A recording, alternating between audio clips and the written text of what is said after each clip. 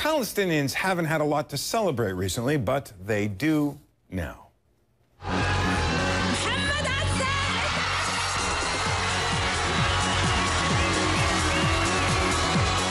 محمد Asaf won the Arab Idol singing competition Saturday.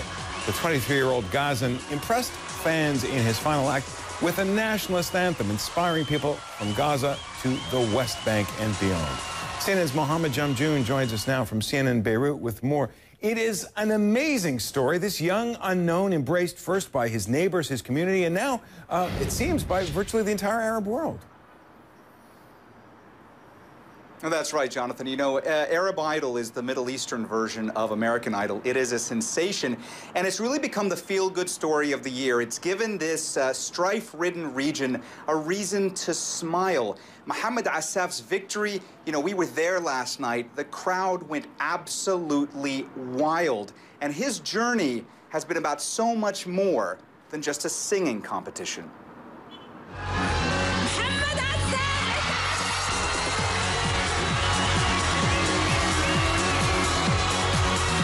He's given Arabs something to smile about, Palestinians a reason to be proud.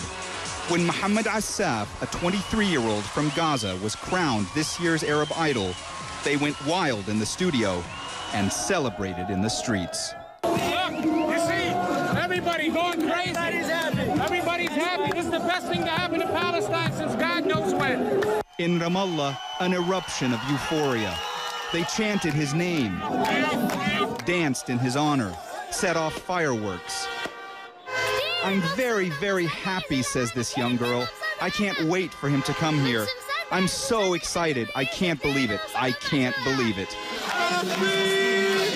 An outpouring of emotion.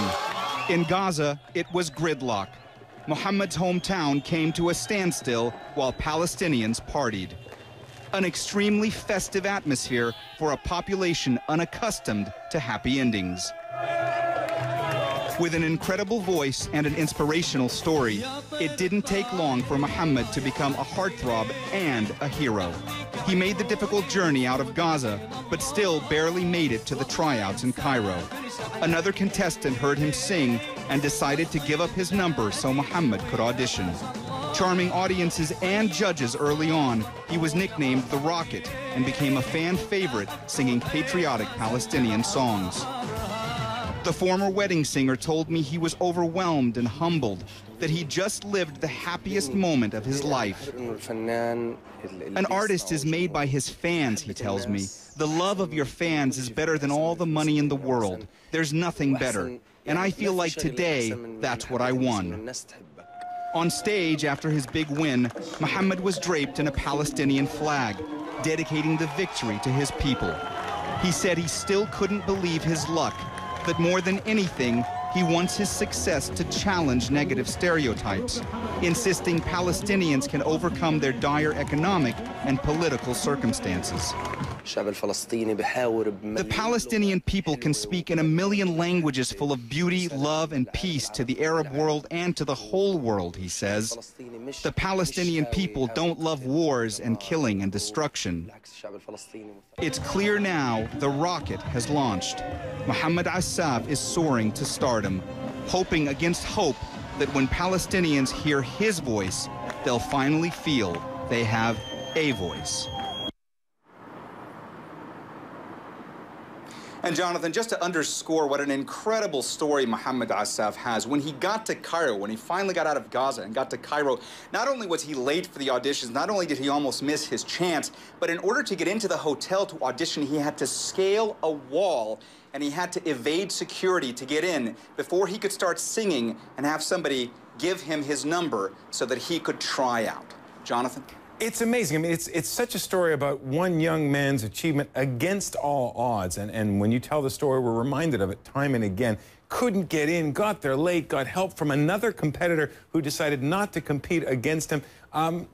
You know, once again, you can see the impact in Gaza, you can see the impact in the Palestinian areas, but it's got to be resonating even more widely than that. Absolutely, and that's one of the reasons this show, Arab Idol, has become such a success. We just talked a minute ago about how there's so much strife in the region right now. Well, this show is all about music, not misery. And Arab viewers have really been cheering for the contestants. In a post-Arab Spring world, the three finalists were an Egyptian, a Syrian, and then محمد عساف, a Palestinian who beat the odds. Now, I spoke with Lebanese superstar singer Nancy Ajram, who's also one of the judges of Arab Idol, asked her why the show was so special last night. Here's what she told me. Arab Idol showed to the whole world that we in the Arab world have young, bright, and talented people, and we know how to dream big. And again, Jonathan, we were there last night. The audience was ecstatic. You saw the scenes from Gaza to Mullah, and we've heard of so many other celebrations across the Arab world. Really just something to smile about here in this part of the world. Jonathan? It's a really moving story. Mohammed Jamjoon in Beirut, thanks very much.